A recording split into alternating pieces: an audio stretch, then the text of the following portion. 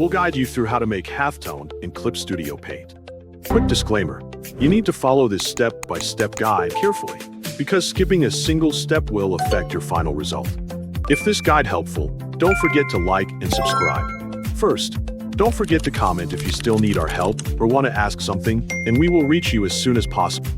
Second, begin by locating and opening Clip Studio on your desktop. Once the program has finished loading, find the Draw option on the main screen. Click the Draw button to open your work canvas and access the area where you will create your artwork. After the canvas appears, locate the menu on the left side of the interface. From this menu, find and select the Brush tool. With the Brush tool active, choose either the thick paint brush or the watercolor brush, depending on the style you prefer.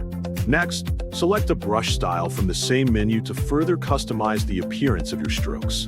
After choosing a style, select a brush shape that suits your project and preference. Increase the brush size so your strokes will be easier to see and work with during the demonstration. Then open the color settings and choose the color you want to use for your artwork.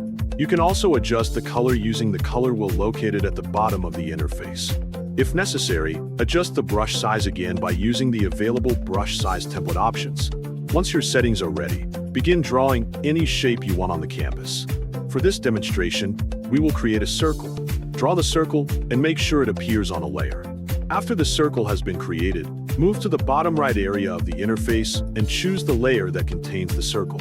With the correct layer selected, locate the Layer Property panel. In the Layer Property settings, choose the Tone option to apply the halftone effect to the selected artwork. The halftone pattern will be generated automatically based on the painted areas of the layer. As you observe the result, keep in mind that the thickness of the lines or painted regions affects the appearance of the tone. Thicker lines and heavier painted areas create darker tones, while lighter areas produce a less intense halftone effect.